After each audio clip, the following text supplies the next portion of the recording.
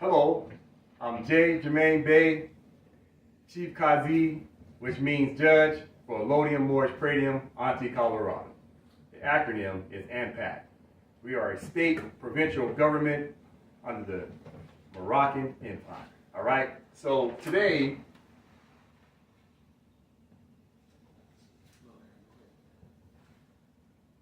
I usually try to keep it shut because the traffic out there. Sorry, brother. I don't know if he can pump up some more AC or whatever. It is. It's You got on less clothes than everybody here. It's coming. It's on. Yeah. It's coming. All right, good brother. All right, let's get back to it. So today will be a continuation from part 5. So today is part 6 of the same subject matter of how did the Moors lose the land, and more importantly, how do we get the land back? So in part 5, we talked about the citizenship, expatriation, and protections abroad document based upon the United States of America's Act of Congress, with them using their pen to enact things that remove the Moors from their birthright. So keep in mind, we always must remember that the colonists are always in a feud with the Moors. How do we know? Because under the definition of feudal law, feudal is a compound word for feud with the Owls. And the Owls are the Moors. And what is the antonym to feudal? It is allodial. Allodial starts with A-L, the Owl. So the allodial, the Moors, are the highest sovereigns of the land within the Moroccan Empire. We must remember that. Also, we talked about in session 5 was the fact that we looked up the definition of black in the etymology dictionary. And we learned that anyone who calls themselves black as an identity must understand that everyone has a nationality, and their nationality is Moor. That is pointed out in an etymology dictionary. So today we will continue with understanding the problem and the solutions based upon law and history. So today what we'll do is we'll talk about these contracts. I talk about contracts quite often. So what is the contract that I continue to refer to? It is the Treaty of Peace and Friendship, 1786, that was fully ratified in 1787. All right, so today we'll be talking about treaties. All right, more specifically, we'll go over the treaty today. All right, so the first thing we must understand is we must always try to get a fundamental understanding of words. What does treaty mean? So today we'll have the mothers read the definition of treaty in the Henry Campbell Black's 4th edition dictionary, the word treaty. All right, mother? Yes. Treaty. International law. A compact made between two or more independent nations with a view to the public welfare. Case study. An agreement, league, or contract between two or more nations or sovereigns, formally signed by commissioners, properly authorized and solemnly ratified by the several sovereigns or the supreme power of each state. Case laws. Okay, let's stop right there. So let's go back and get a fundamental understanding of what we truly just read, okay? So, treaty. So first thing you must understand, the title says international law. A treaty is international law. Why is it international law? Because international law takes the jurisdiction of helping with disputes between two separate nations. So treaties are for two separate nations, two separate states. They're come together under a treaty. Treaty means how you treat another nation. Okay? So immediately we understand it's international law. All right? So here we go. A compact made between two or more independent nations with a view to the public welfare. So right then and there, you must understand that this is about two independent nations. All right? Those are for treaties. But let's continue on.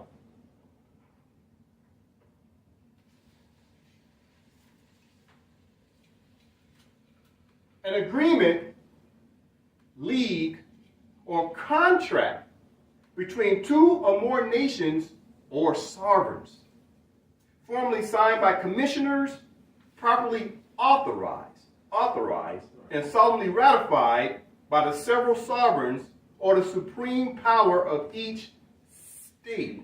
So, watch this. These are keys to the answers to the test. Moors continue to want to enforce the treaties, but yet we continue to get pushback by the United States of America. Why is that? It's because the Moors have not ratified their constitution and state that way they're a separate nation. The United States of America is a separate nation. If you don't have a state, that means you're not a separate nation. Right now, Moors are operating within the jurisdiction of the United States, even though it's a corporation. They are a state, nonetheless, because it's what you call a fact.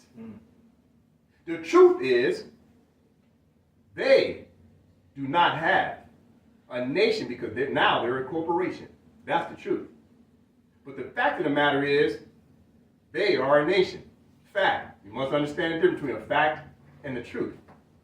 However, the Moors do not have a state. You cannot enforce a treaty unless you have a state with a constitution, your seal, your bylaws to enforce your law. In order to be able to enforce any treaty, you must have a state. So therefore, the Moors must understand that now we must start using the state to enforce our national rights. And until then, you are still a Moorish subject instead of a Moorish national that comes under their free national constitution of their own, of their state provincial government. Moors must understand that now. Okay?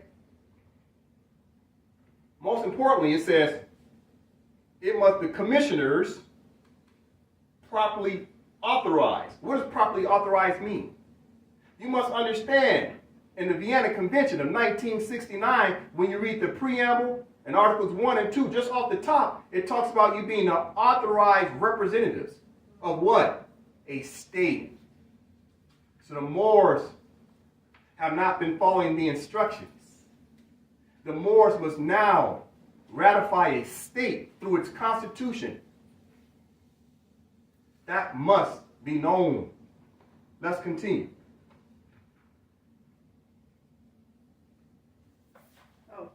A treaty is not only a law, but also a contract between two nations and must, if possible, be so construed as to give full force and effect to all its parts. Stop. Thank you, Mother. Let's do the interpretation, get an understanding. A treaty is not only a law, so a treaty is the law, but also a contract between two nations, and must, if possible, be so construed as to give full force and effect to all its parts. Now, what we're going to learn today when we go over the Treaty of Peace and Friendship 1786, we're going to learn a little bit more about how do you give full force and effect to all its parts. Remember I said that, to all its parts. We'll talk about that today. But more importantly, a treaty is law and a treaty is a contract. So as we've been learning in the first sessions 1 through 5, we've been learning that the colonists, these people who call themselves white, these people who call themselves the American, the reality is this: they've been hiding the names of the parties to the contract. And they themselves been going on a nom de guerre called white, and they're not white. They themselves understand they've given the Moors, the unconscious Moors, a nom de guerre of black. What does that mean? In order to enforce a contract, the parties must be known, and the parties must be called out by their name. So therefore, if you go under the nom de guerre black, you can't enforce treaties. Even if you're a Moor by your nationality, you can't enforce contracts unless you have a state. What's the reference point? All you gotta do is read the Treaty of Vienna, which is the Vienna Convention, 1969. Articles 1 through 85 tells you all the instructions, all of those instructions for only states. Most importantly, you can go back and look at another reference point. Go look at the website for the International Court of Justice called the ICJ. And it would show you what's called the Statute Manual. And as soon as you open the Statute Manual, the ICJ uses as what they call their well-settled principles of statutes. It immediately tells you you can only enforce it if you're a state. You can only use the ICJ if you're a state. You go down to section 3, it says parties. It immediately tells you the parties must be a state. So Moors have to understand, yeah, we've proclaimed our nationality, but there's more boxes, Moors. So today we're talking about that as we read the treaty about some of those boxes that we unfortunately have not been checking, which unfortunately means that we have been incompetent in trying to defend our rights of our nationality. So today we'll learn how we become competent Moors. That must be known. Okay? Let's continue the reading of the definition of treaty. Personal treaties relate exclusively to the persons of the contracting sovereigns, such as family alliances, and treaties guaranteeing the throne to a particular sovereign and his family. As they relate to the persons, they expire, of course, on the death of the sovereign or the extinction of his family. With the advent of constitutional government in Europe, these treaties have lost their importance. The real treaties relate solely to the subject matters of the convention, independently of the persons of the contracting parties, and continue to bind and state, although there may be changes in its constitution or in the persons of its rulers. All right, thank you, Mother. I'll go back, do the interpretations in the strict sense. Watch this. Personal treaties relate exclusively to the persons of the contracting sovereigns, such as family alliances, and treaties guaranteeing the throne to a particular sovereign and his family. As they relate to the persons, they expire, of course, on the death of the sovereign or the extinction of his family. Watch this. The United States of America, through the acts of Congress, said the Moors were dead on paper, hypothecation, and it's cheap. More specifically, the Naturalization Act of 1870 said the Moors shall now be citizens of the United States, aliens of the United States, subjects of the United States, shall be the blacks of the United States, shall be the coloreds of the United States, shall be the minorities of the United States, shall be the African Americans of the United States. Everything but Moor. So what they did is they said the Moors were dead based upon what's called civil liter mortuus. Civil liter mortuus. They said the Moors are dead. So what are we reading right here? The treaties can't be enforced by someone that's dead, quite naturally. So what the United States did through their corruption of their representatives of the state and their coercion by the representatives of the state, and then through use of force, they have now forced themselves to say that the Moors are dead, so therefore the treaties are not valid anymore. However, the treaties are always valid because the Moors aren't dead. It's because the Moors haven't made the claim. We must use our pen and make the claim. In order way to make that claim, we must have a state. We must have a state. Okay? So watch this. With the advent of the constitutional government in Europe, these treaties have lost their importance. Real treaties relate solely to the subject matters of the convention, independently of the persons of the contracting parties, and continue to bind the state, not individuals, the state, Moors have been trying to enforce treaties as individuals. We can't do that. That makes us incompetent. You must understand the rules of international law have changed. As of 1969, you must have a state to enforce treaties. That's called just cogence. Just cogence. What does just cogence mean? It means the norms of international law that cannot be interrupted, which means Moors can't interrupt the law. We must now abide by international law and the norms, which means you must have a state. Continuing, although there may be changes in its constitution or in the person of its rulers. So what has changed? The rulers, quote unquote, have changed the names of the parties. And now the Moors are having what's called a reawakening, a restoration, reparations.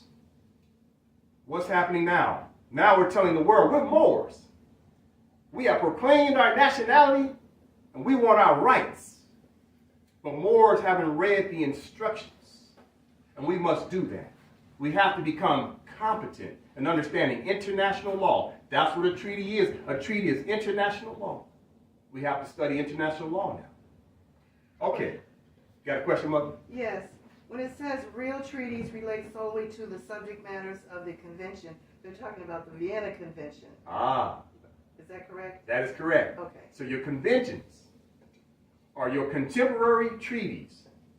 All nations around the world, regardless of prior treaties, agreed through the Charter of the United Nations that now, as of 1969, no treaty can be enforced by an individual.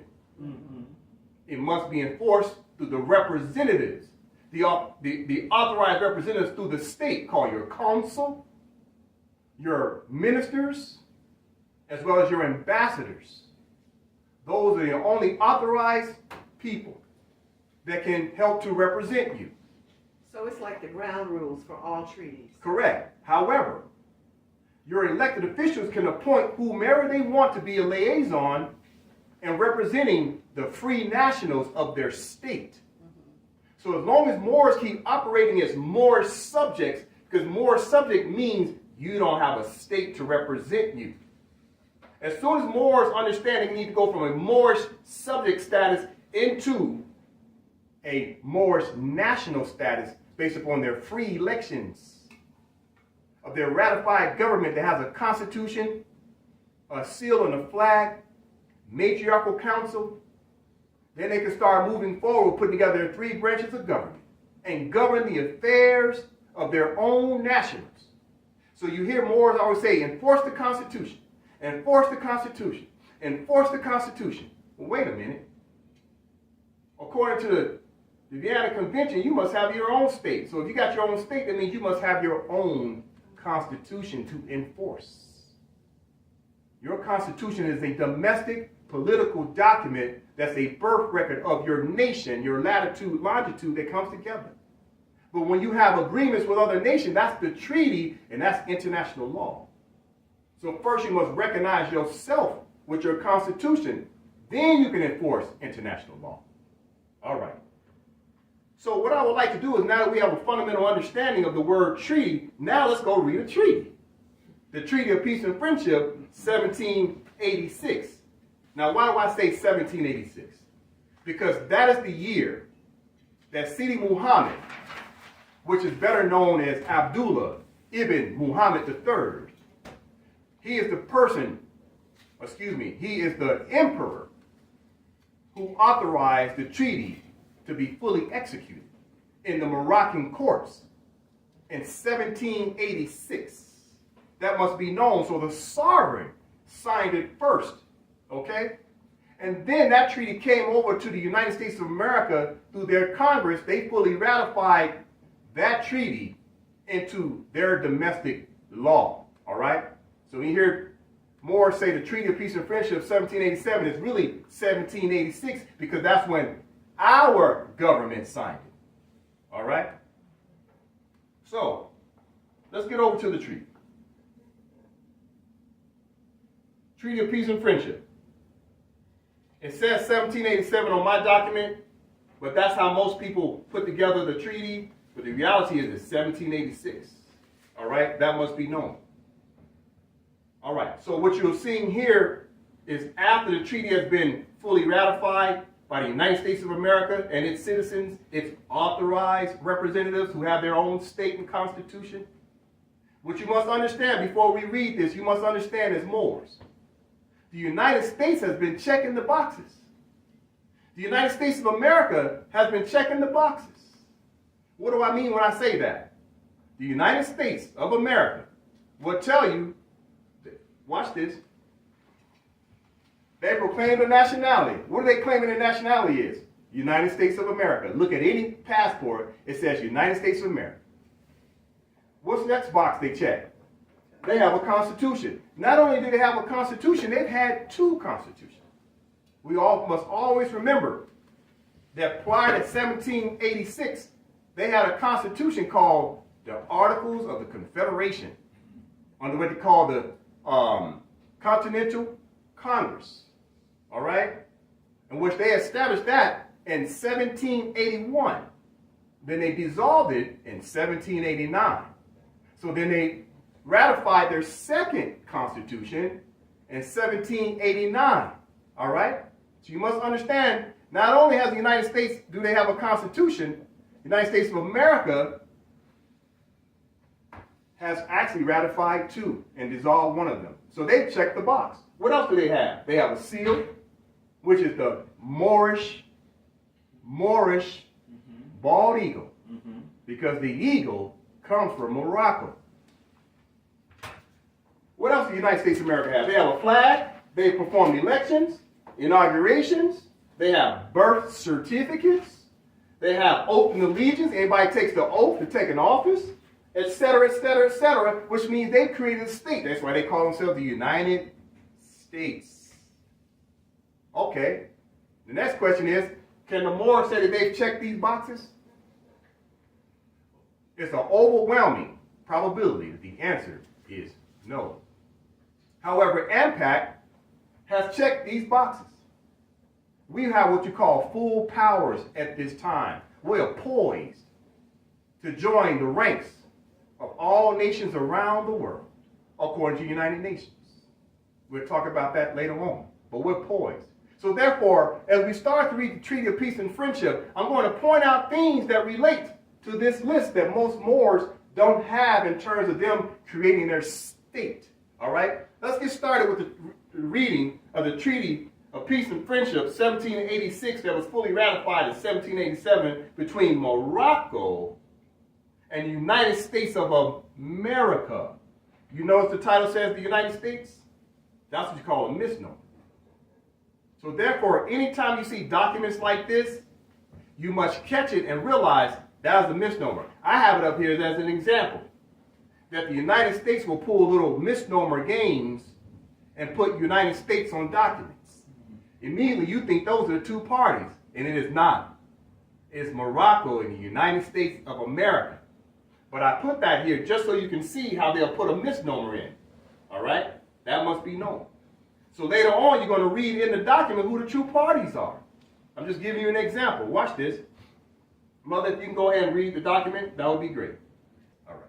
To all persons to whom these presents shall come or be made known, whereas the United States of America in Congress, assembled by their commission, bearing date the 12th day of May 1784, thought proper to constitute John Adams, Benjamin Franklin, and Thomas Jefferson, their ministers plenipotentiary, giving to them, or a majority of them, full powers to confer, treat, or negotiate with the ambassador, minister, or commissioner of His Majesty the Emperor of Morocco concerning a treaty of amity and commerce, to make and receive propositions for such treaty, and to conclude and sign the same, transmitting to the United States of America in Congress assembled with their final ratification.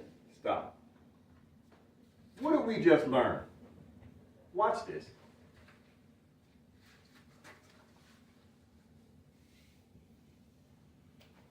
Watch this.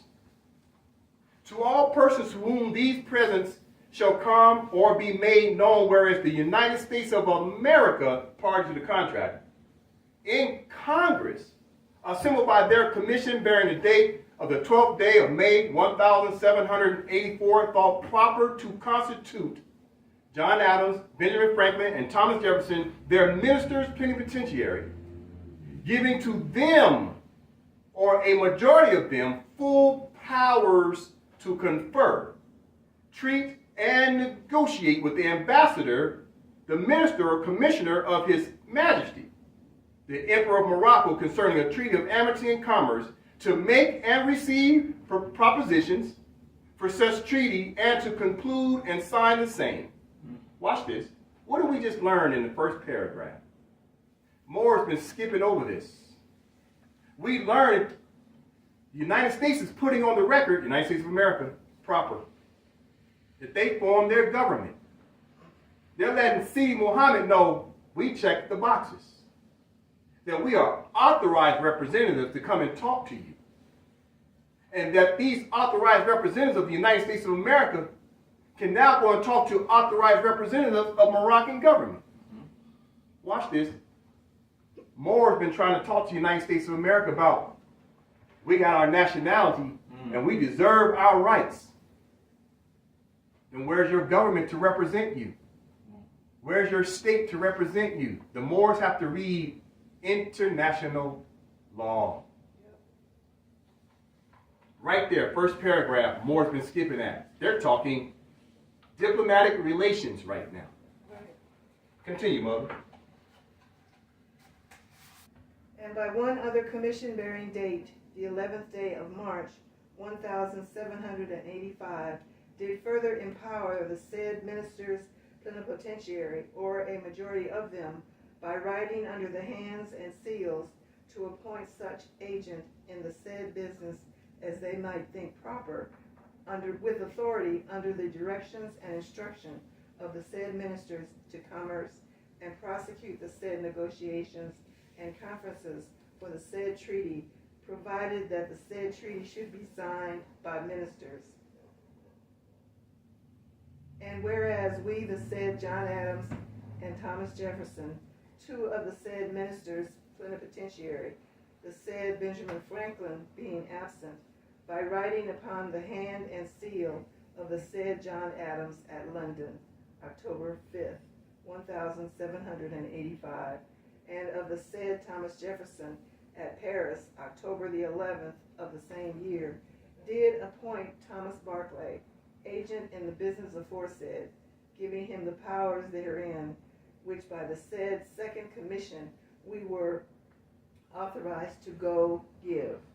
And the said Thomas Barclay, in pursuance thereof, Bath arranged articles for a treaty of amity and commerce between the United States of America and His Majesty the Emperor of Morocco, and sealed with his royal seal, being translated into the language of said United States of America, together with the attestations thereto annexed, are in the following words, to wit. Stop. Thank you, Mother. Let's go back and get an understanding. That's a long paragraph, right? Yes. What do we take away from this? Once again, what's happening? United States of America is letting Sidi Muhammad know, and his authorized representatives, United States of America and their authorized representatives, are using what's called diplomatic relations.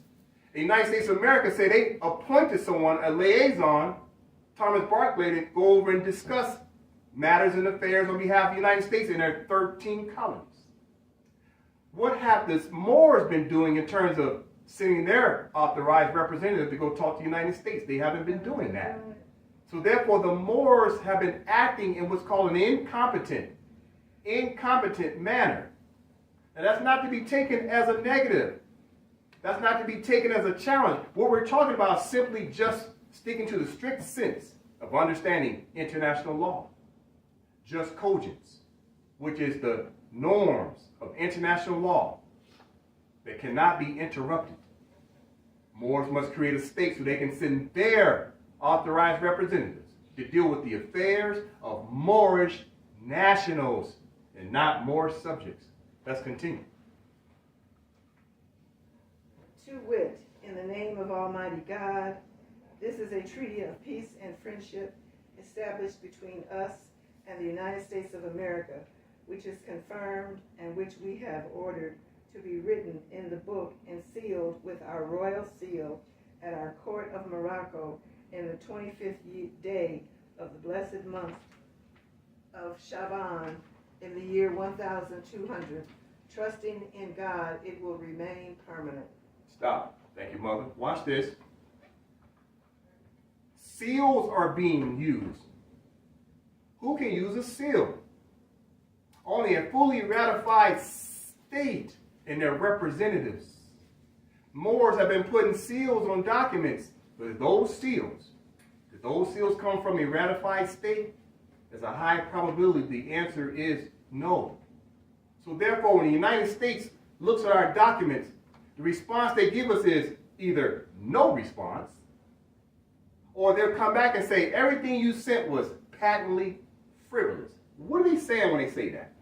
They say that what you presented is a fact. We get it. You have a nationality. You sent us some documentation. But the Moors have been following the instructions.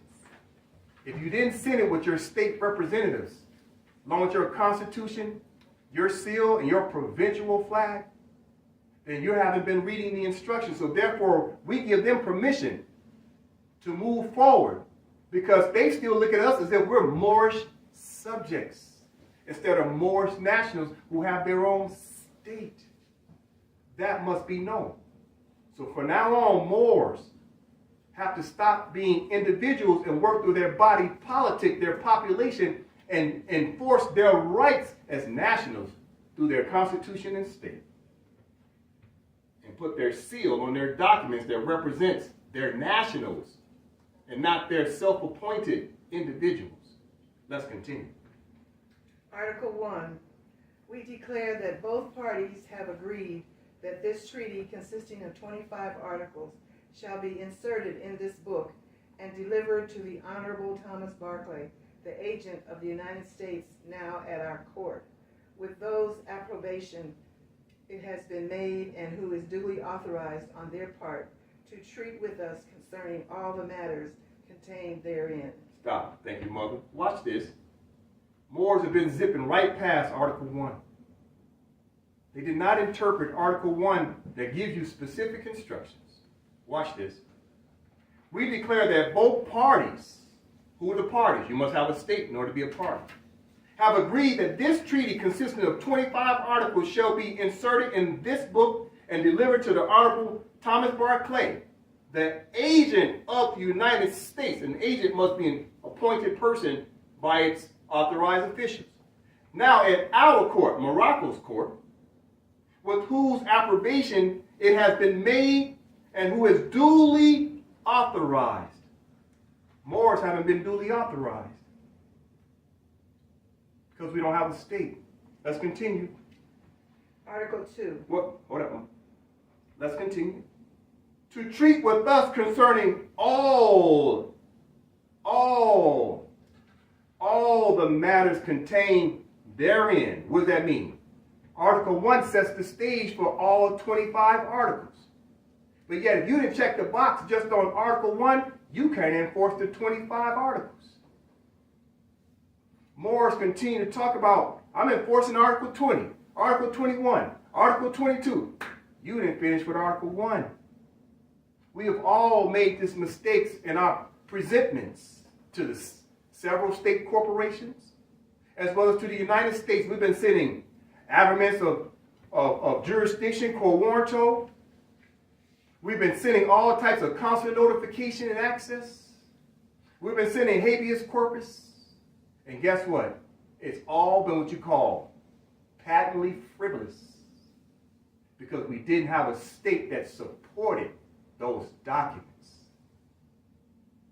We didn't get past Article 1. AMPAC has a government now. So we will be going to the United Nations enforcing our rights if the other party to the contract, being the United States of America, does not stick to their obligations. Let's continue. So therefore, Moors must have a state in order to enforce their duly authorized representatives. Let's continue. Article 2, Mother. Thank you. Article 2. If either of the parties shall be at war with any nation whatever, the other party shall not take a commission from the enemy nor fight under their colors. Okay, watch this. Article 2. So therefore, what that basically means that you can't wear the uniform of your enemy to fight your allies. You can't do that. And vice versa. Keep in mind, treaties are what you call a vice versa treaty. Whatever Moore is not supposed to do, the United States of America is not supposed to do. It's a contract for both parties. Even though one of the parties is the landlord. The other party is the tenant. So the landlord always has a slight advantage over the tenant nonetheless. Why? Because the sovereign is the country that drafted the document.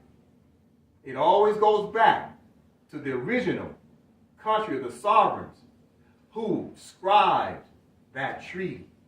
That's why it's very important to understand that the United States of America had to go to the emperor, and the emperor didn't have to come to them because they're in a subordinate position. Okay? Article 3.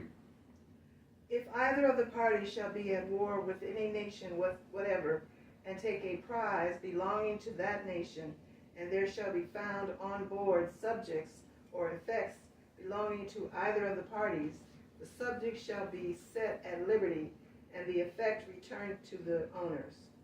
And if any goods belonging to any nation with whom either party shall be at war shall be loaded on vessels belonging to the other party, they shall pass free and unmolested without any attempt being made to take or detain them. Okay, watch this, Moors. We must put this in proper context of what's happening during this time. During this time, we're talking about 1786. So what's happening during this time? You got wars going on within the Atlantic Ocean. You got France, you have Spain, you got Morocco, United States, and Great Britain all sharing the seas dealing with trade. Sidi Mohammed has come in and said, I want to stop the piracy of all these nations that are fighting. He wants to stop it. Okay? That must be known why this article is important. Sidi Mohammed wants to have a peace amongst all nations that were sharing the Atlantic Ocean during that time.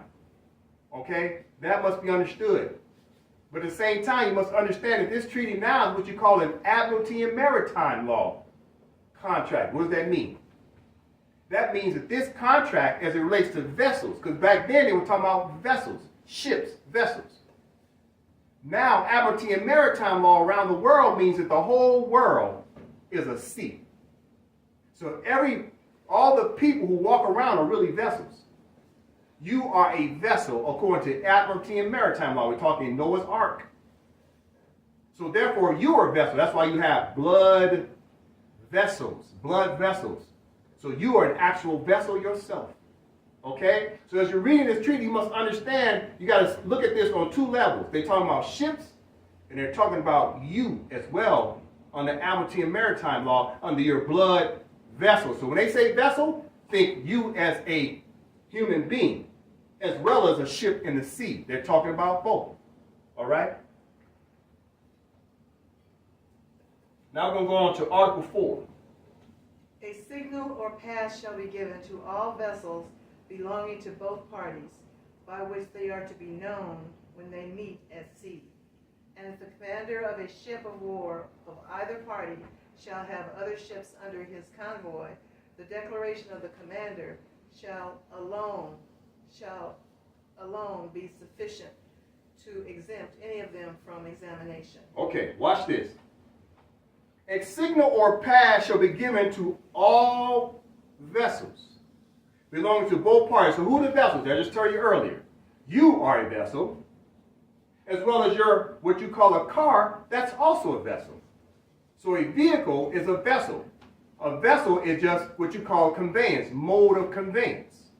So therefore, watch this. Moors, on their human being, in their pocket, have a nationality card. That nationality card is what you call a signal or pass. First sentence, Article 4, a signal or pass shall be given to all vessels belonging to both parties. So Moors have a nationality card. Moors have tags on the back of their conveyance that talks about their relations to the Moroccan government. But watch this. Why do the United States accept our nationality cards? Why are they still giving us citations on the side of the road even though we have tags that say we're not a part of their jurisdiction? It's because when you have those instruments, they're supposed to represent your nation. The Moors don't have a nation as it relates to politics. You must understand, Moors have to have a state. And through their state, they can have their nationality card. And whatever tags they have on any conveyance. Because your nationality card is a conveyance document. Whatever you have inside your conveyance of your car, those documents are also conveyance documents. So if you don't have a state, you can't enforce nationality cards, tags, or anything as it relates to signs and symbols. So when you waving that flag on your conveyance, Moroccan flag, yeah, that means something. But the next question they're going to say is, you got your constitution, your seal, your flag, etc., etc., etc. And as soon as you say no, guess what? You still a Moorish subject. Subject to what?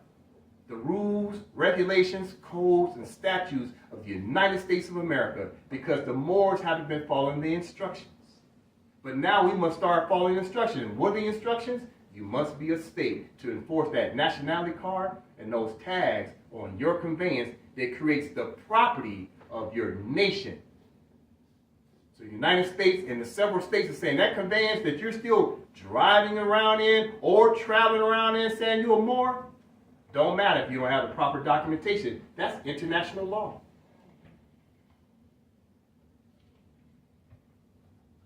Let's continue. Article 5. If either of the parties shall be at war and shall meet a vessel at sea belonging to the other, it is agreed that if an examination is to be made, it shall be done by sending a boat with 2 or 3 men only. And if any gun shall be bred and injury done without reason, the offending party shall make good all damages.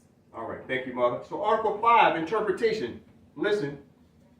If either of the parties shall be at war, and right now the Moors did not even realize they're at war. They're at war with the colonists because most people didn't know they was a Moor. But once you wake up and realize you're a Moor, you say, yeah, we're really at war. Look what they're doing to us. They're usurping us. They're not sticking to the treaties. They're not sticking to the conventions. They're not sticking to their own constitution. They're not sticking to the declarations. Watch this. If either the party shall be at war and shall meet a vessel at sea belonging to the other, it is agreed that if an examination is to be made, it shall be done by sending a boat with 2 or 3 men only. And if any gun shall be bred, an injury done without reason, the offending party shall make good of all damages. Watch this. So the cops pull it behind Moors, whether they're unconscious or conscious, whether they got on a do-rag or they got on a fez. Watch this. The cop rolls up behind you, and guess what they roll up in? A cruiser. What is a cruiser? A vessel. Remember they used to call cop cars cruisers? See, they understand language. They roll up in their cruiser, which means you must have a cruiser. Then they perform what's called an examination with their 2 or 3 men in the boat. The boat is the cruiser. Listen. Upon examination, you know what they find out? You Moors don't have a state. You Moors don't have a constitution, flag, or seal. Time out. Moors will say, but we have the Moroccan flag. That is correct. That is correct. Watch this. The Moroccan flag is the mother flag for the world. It's the flag that represents Moors all around the world that have been subjugated. You got Moors in Germany. You got Moors in Spain. You got Moors in Brazil. They can always come back home to this flag. This flag represents all the Moors.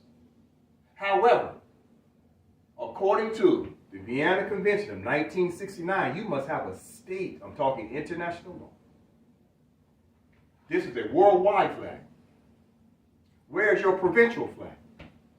Wait a minute, Moors.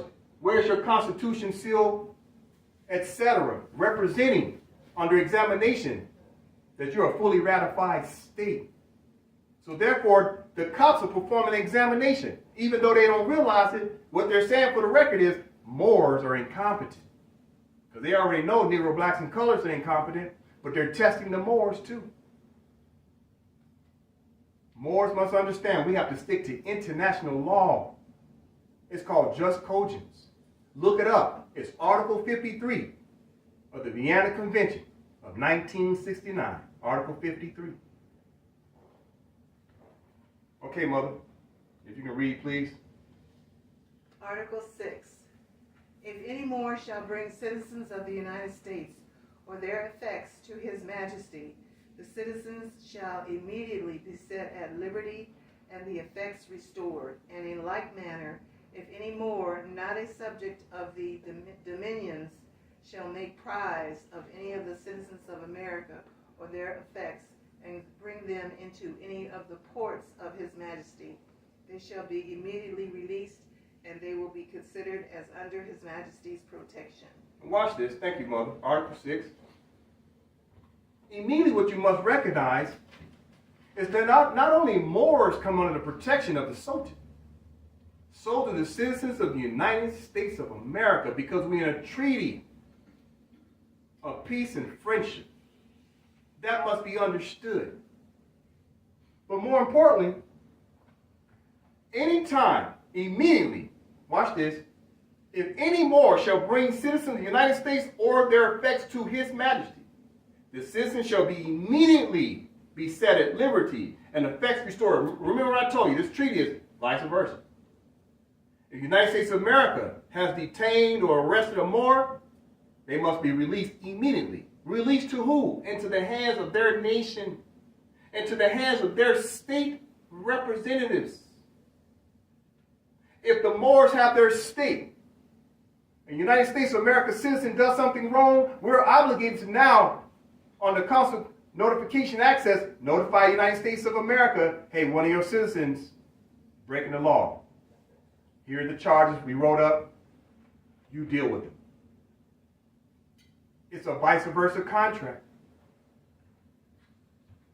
Continue with the reading. I got it. And in like manner, see it says in like manner? In like manner means vice versa. All these articles are in like manner.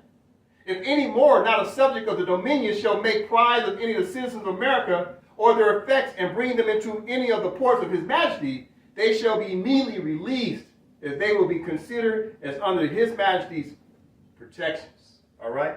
Let's continue. Article 7. If any vessel of either party shall put into a port of the other, and have occasion for their provisions or other supplies, they shall be furnished without any interruption or molestation. All right, that's self-explanatory, okay? Let's move on to Article 8. If any vessel of the United States shall meet with a disaster at sea and put into one of our ports to repairs, she shall be at liberty to land and reload her cargo without paying any duty whatsoever. Let's continue. Article 9. If any vessel of the United States shall be cast on shore on any part of our coast, she shall remain at the disposition of the owners, and no one shall attempt going near her without their approbation, as she is then considered particularly under our protection. And if any vessel of the United States of America shall be forced to put into our ports by stress of weather or otherwise, we shall not be compelled to land her cargo, but shall remain in tranquility until the commander shall think proper to proceed on his voyage. All right, let's continue. Article 10.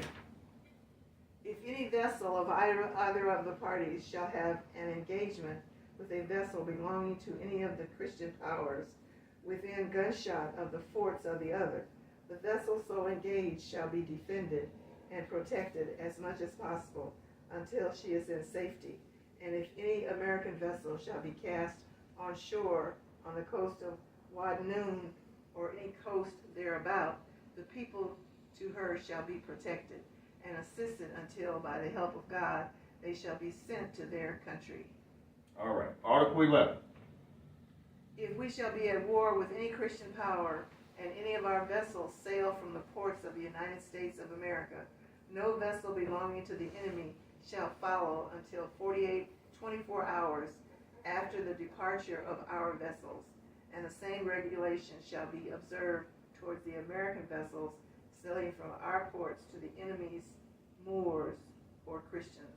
All right. So one of the things that we should point out relatively quickly, especially for new people that's at home watching, you continuously see in Article 11 and mention the word more. I've talked about in my previous videos that anybody thinks they're Negro, black, and colored, the reality is your nationality is more. And if these treaties, these contracts are applicable to you to be enforced through your state. So watch this.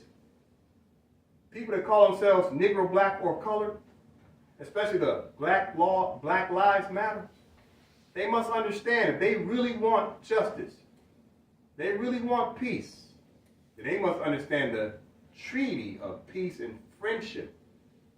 But they must proclaim their nationality to be a Moor. That must be known.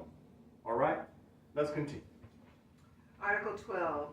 If any ship of war belonging to the United States of America shall put into any of our ports, we shall not be examined on any pretense whatsoever, even though she shall not be examined on any pretense whatever, even though she should have fugitive slaves on board, nor shall the governor or the commander of the place compel them to be brought on shore on any pretext, nor require any payment for them. Continue. Article 13. If a ship of war of either party shall put into a port of the other and salute, it shall be returned from the fort with an equal number of guns, not with more or less. Continue. Article 14. The commerce with the United States of America shall be on the same footing as is the commerce with Spain, or as that with the most favored nation for the time being. And their citizens shall be respected and esteemed, and have full liberty to pass and repass our country and seaports whenever they please, without interruption. Okay, let's talk about Article 14, all right? The commerce with the United States of America shall be on the same footing as in the commerce with Spain, or is that with the most favored nation. Who is the most favored nation? They're talking 1786 right now. You know who that is? It is France. A lot of people continue to forget, especially the Moors, that France, in the year 1778, that France was appointed as the consular court, consul general, to deal with all the affairs of the United States in 1778. So the Sultan of Morocco appointed a Frenchman by the name of Adibert Kaye. And he made him the consular court on behalf of the United States of America in 1778. Why is that important to understand? Because the United States, even in the year 1786, did not have consular court. France was the intermediary to deal with all the affairs of the United States of America, as well as the protectorate of the Moors who were living in northwest of Mexico, also known as the Maghreb Alexa, the most extreme west, i.e. part of the Moroccan Empire, which is commonly known as North America. So you must always remember that France is acting as the appointed liaison for the United States of America at this time. So it continues to read, and their citizens shall be respected and esteemed, and have full liberty to pass and repass our country and seaports whenever they please, without interruption. So what's happening here?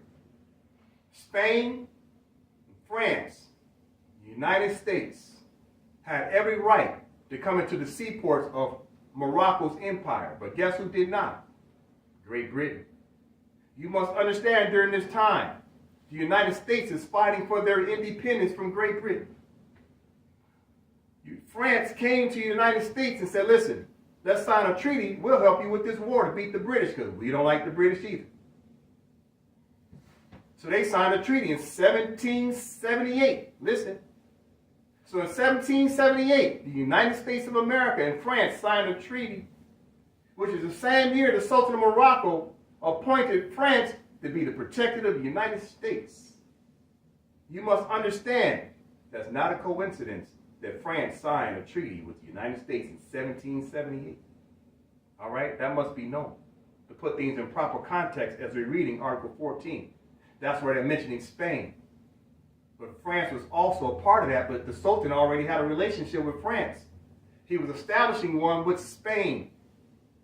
Okay? So what you will understand later on as you start studying and researching, Spain and France signed a treaty to go and help protect the United States of America to beat the British. So France, Spain, and the United States of America came together and defeated the British. That war ended around 1781. They fully ratified what's called the Ghent Treaty of 1814. After that. All right, so let's put things in proper context. Okay, Article 15. Merchants of both countries shall employ only such interpreters and such other persons to assist them in their business as they shall think proper. No commander of a vessel shall transport his cargo on board another vessel. He shall not be detained in port longer than he may think proper.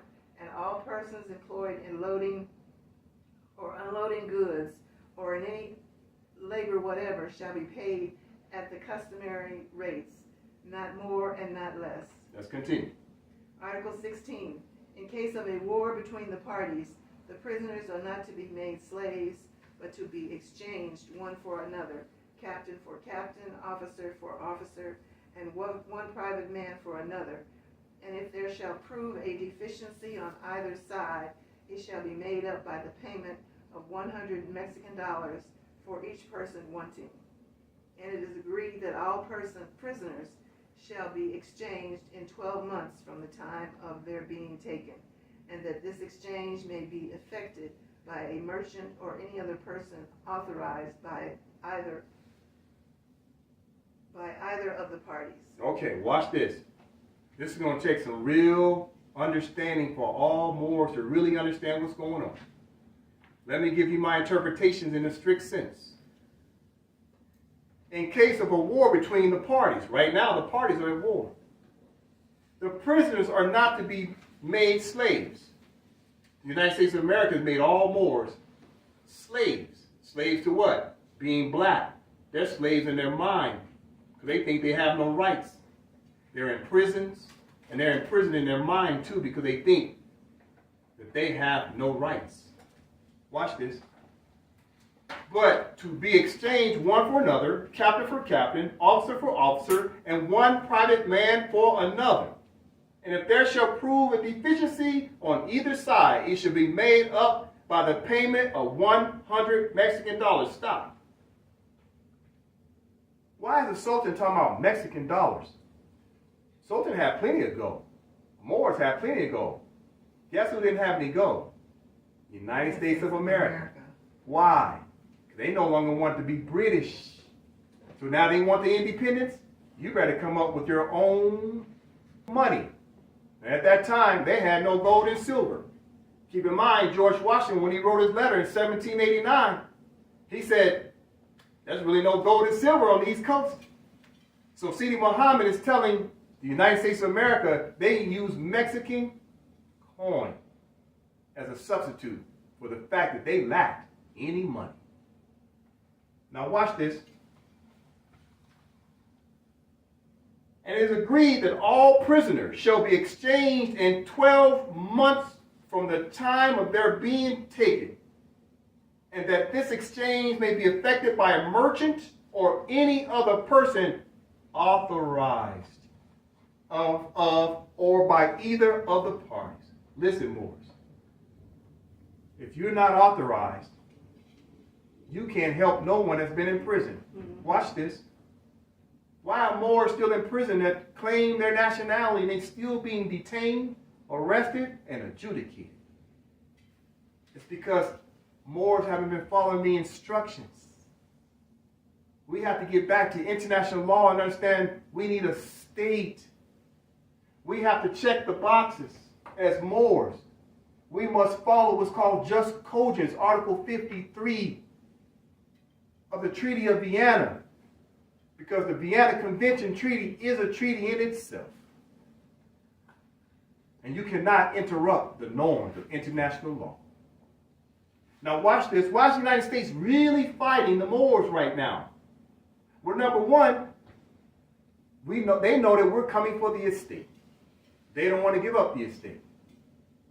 Number two, they got a whole lot of our brothers and sisters in prison.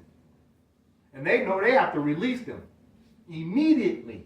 Why? Because it's been well over 12 months. When Moors have a state, now they can say under their laws, of their constitution, they can enforce the treaty, release our nationals, which means that those unconscious Moors and Moors that are in prison can now pledge their allegiance to a free national state government. And that free national state government, once they receive those allegiance forms, now you can enforce the treaty. But until then, guess what? Moorish subjects who are proclaiming their nationality but didn't check the rest of these boxes, unfortunately, are going to continue to be adjudicated. All you have to do is go back and look at what they call case law of the United States of America versus Burton. They're using that as a so-called precedent. And that came out April 6th of 2021. They're using that as a means of defense to block Moors. Why? Because Moors don't have a state, because they're not enforcing and understanding what it means to be abiding by international law. But once the Moors wake up and realize the answer to the test, we will get our brothers and sisters out of jail. Let's continue. Article 17.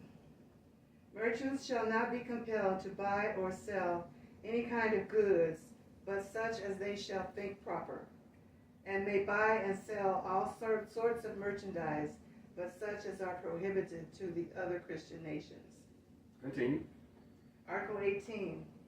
All goods shall be weighed and examined before they are sent on abroad, and to avoid all detention of vessels, no examination shall afterwards be made, unless it shall first be proved that contraband goods have been sent on board, in which case the persons who took the contraband goods on board shall be punished according to the usage and custom of the country, and no other person whatever shall be injured, nor shall the ship or cargo incur any penalty or damage whatever. Okay, watch this. Article 18. Thank you, Mother. All goods shall be weighed and examined before they are sent on board, and to avoid all detention of vessels. Keep in mind, vessels are people.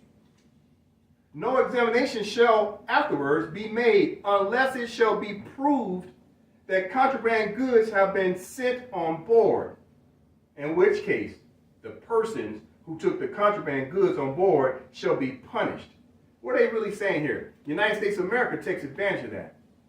It's called probable cause. Cops roll up on you, they say, we got probable cause. They can detain you and arrest you and adjudicate you. Why? Because you're still a Moorish subject. Much less a Negro, black, or colored. Moors must understand that if you don't have a state, you're admitting the jurisdiction. I'll say it again. if Moors don't have a state constitution and check the boxes, you're admitting the jurisdiction. Why? Because international law says you must have a state. That's why. And until then, you come under the protections, laws, statutes, policies, and codes of that country.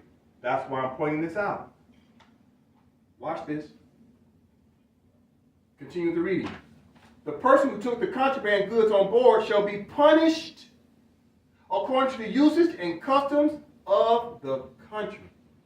What country am I talking about? United States of America is punishing unconscious Moors and Moors who have proclaimed their nationality but lack a state. Let's continue. Article 19. No vessel shall be detained in port on any pretense whatever, nor be obliged to take on board any articles without the consent of the commander, who shall be at full liberty to agree for the freight of any goods he takes on board. Continue. Article 20. Here we go. If any of the citizens of the United States of America or any persons under their protection shall have any disputes with each other, the consul shall decide between the parties, and whenever the consul shall require any aid or assistance from our government to enforce his decisions, it shall immediately be granted to him. Now watch this. Moors always use Article 20 in all their documents. This is the most favorite article of them all. But let's talk about it. There's two things being said here that Moors keep missing. Watch this. If any of the citizens of the United States or any person under their protection, so who else is under their protections? Moor subjects. Unconscious and conscious. Shall have any disputes with each other. So what's happening? If Moors are arguing with the United States of America that are conscious, or the unconscious Moors or Black Lives Matter arguing with the United States of America, because they're the protected parties too. Watch this. The council shall decide between the parties. The United States of America hasn't been using council when dealing with Moors or dealing with their property called United States of America citizens, be it Negro, black, or color. Watch this.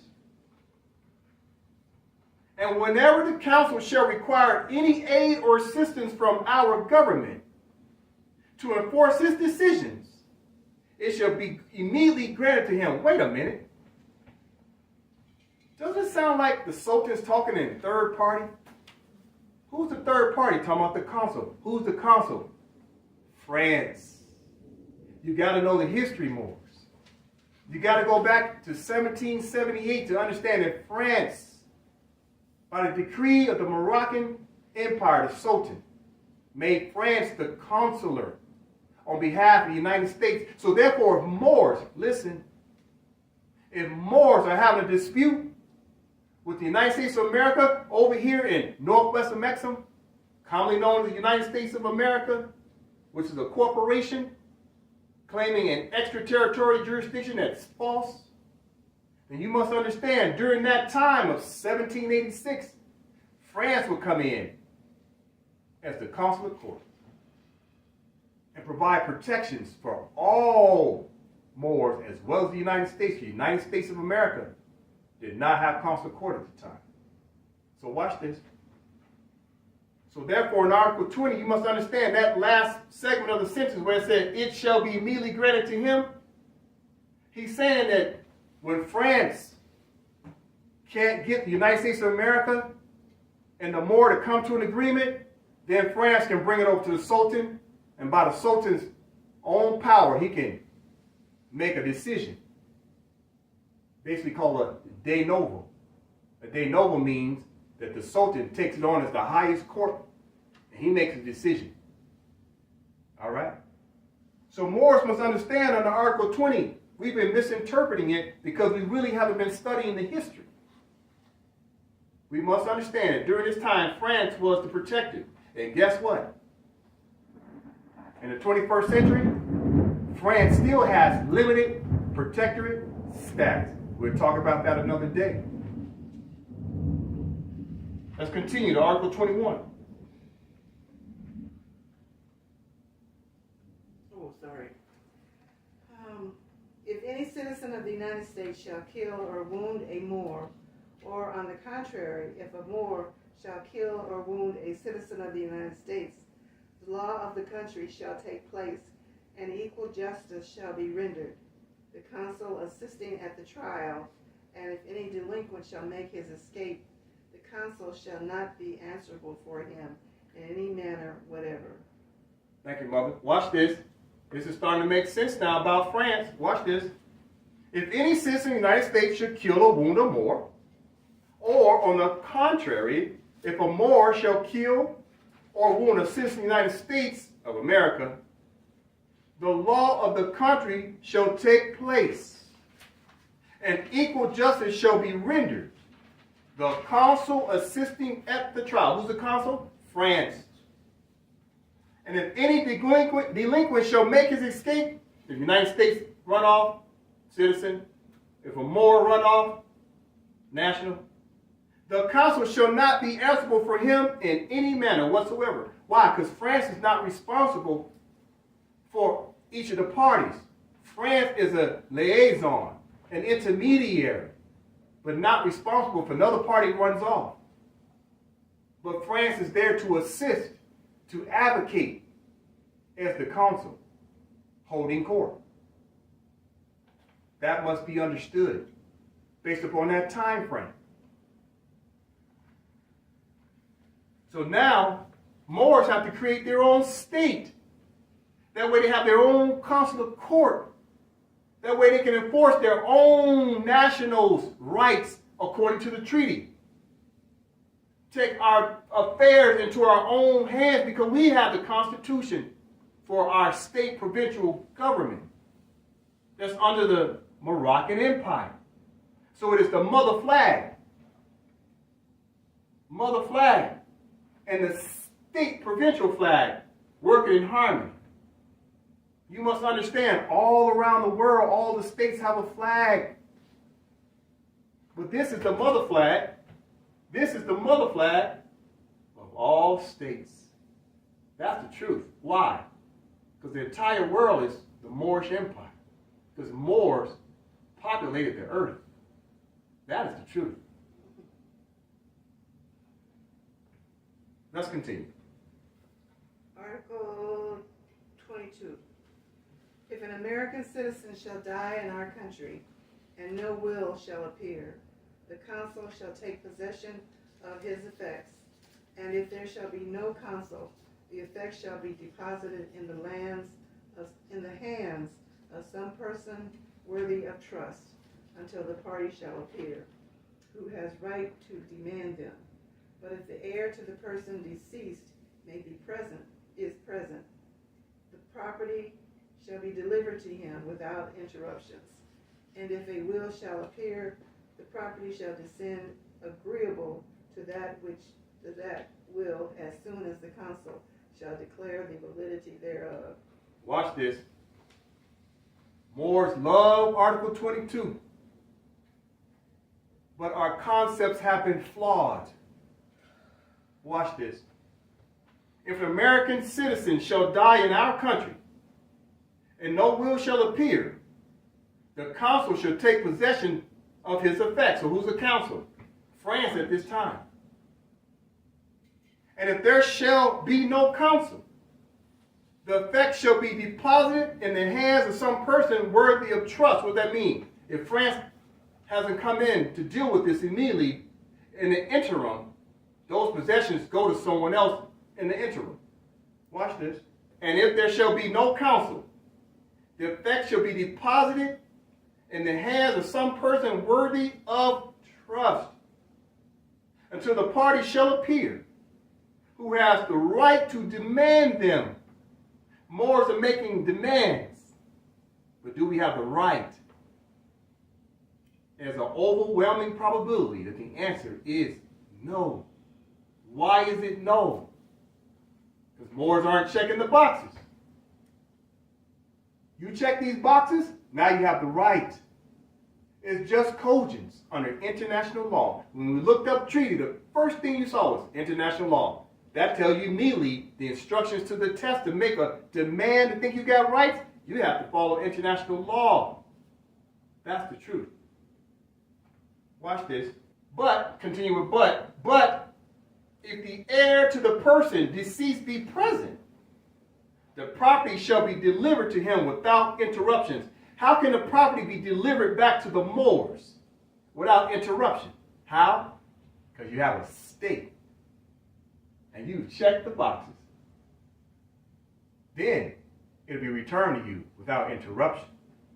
That's just cogence. That's what you call just cogence. Let's continue. The property shall be delivered to him without interruption. And if a will shall appear, the property shall be sent agreeable to that will as soon as the consul shall declare the validity thereof. Watch this. What is the will? The will is the Constitution. The will is your birth records. The will is your oath and allegiance to said state and nation. The will is all these documents that are political documents that the mothers, the matriarchal council puts together to make the claim to her child. This is a birth record. Because right now the adopted parent has possession of the body. And once the matriarchal council brings her child back into the nation through political documents, that will be by her will and her will alone. That's the truth, according to international law. Let's continue. Article 23. The consuls of the United States of America shall reside in any port of our dominions that they shall think proper, and they shall be respected and enjoy all the privileges which the consuls of any other nation enjoy. And if any of the citizens of the United States shall contract any debts or engagements, the consul shall not be in any manner accountable for them, unless he shall have given a promise in writing for the payment or fulfilling thereof, without which promise in writing no application to him for any redress shall be made. Thank you, Mother. Watch this. Let's jump into interpretations real quick. The consuls of the United States of America shall reside in any port of our dominion. Who's the consul for the United States of America? France. Shall think proper, and they shall be respected. The Emperor of Morocco is telling the United States of America, you will respect France as well as the Moors, and enjoy all the privileges which the consuls of any other nation enjoy. See, that's a key point right there. What's happening? The United States, when France comes over the United States of America, jurisdiction based upon the 13 colonies, because we're talking 13 colonies when Sidi Muhammad allowed them to stay. When France came over, they had to extend respect to France, because France was there on behalf of the Sultan. Watch this. And if any of the citizens of the United States shall contract any debts or engagements, and consul shall not be in any manner accountable for them, unless he shall have given a promise in writing for the payment or fulfilling thereof, without which promise in writing no application to him for any redress shall be made. Watch this. What does that mean? If it ain't in writing, can't be enforced. But what has the United States of America been doing? They've been putting a lot of things in writing without the consent of the other party. That's what makes a contract. It can't be a unilateral contract. It must be two parties coming together. So therefore, if both parties' names are not on that contract, it is what you call null and void.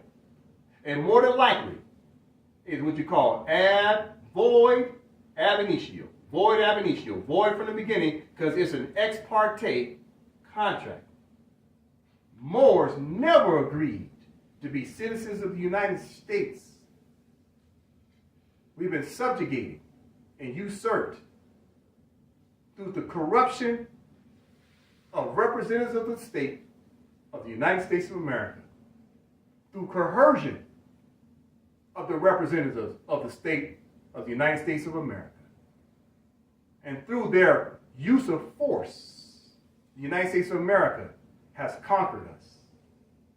And there's only one way to get your rights back: full rights, full powers. And that's with a pen. And check the boxes. Let's continue. Okay, Article 24. If any differences shall arise by either party infringing on any of the articles of this treaty, peace and harmony shall remain notwithstanding in the fullest force until a friendly application shall be made for an arrangement, and until that application shall be rejected, no appeal shall be made to arms. And if a war shall break out between the parties, 9 months shall be granted to all the subjects of both parties to dispose of their effects and retire with their property. And it is further declared that whatever indulgences in trade or otherwise shall be granted to any of the Christian powers, the citizens of the United States shall be equally entitled to them. Thank you, Mother. Watch this. If any differences shall arise by either party infringing on any of the articles of this treaty, stop. Watch this. Are more subjects a party to the treaty? The answer is no. Why? In order for Moors to enforce their rights, they must have a state. And that state says now they have a right to be a party to the contract. And until then, you are not a party to the contract according to Just Cogents, Article 53 of the Treaty of Vienna. That is the hard truth that Moors must understand now and forevermore, that we need to be party to the contract in order to enforce said contract. Because the Moors got all kinds of treaties with the so-called European powers. Moors can never enforce none of them until they are party. That's the truth. Let's continue. Article 25. This treaty shall continue in full force with the help of God for 50 years. We delivered this book into the hands of the before mentioned Thomas Barclay on the first day of the blessed month of Ramadan in the year 1200. I certify that the annexed is a true copy of the translation made by Isaac Cardoza Nunez, interpreter at Morocco, of the treaty between the Emperor of Morocco and the United States of America. So the parties are known in the beginning and the parties are known in the end. The parties are not black people. Right. The parties are Moroccans of Morocco, also known as the Moors, as clearly stated in the body of the treaty. Now watch this. Moors must start to understand something very clear. This right here, what I wrote up here, is just a basic understanding of some of the basic things that we need to create a state.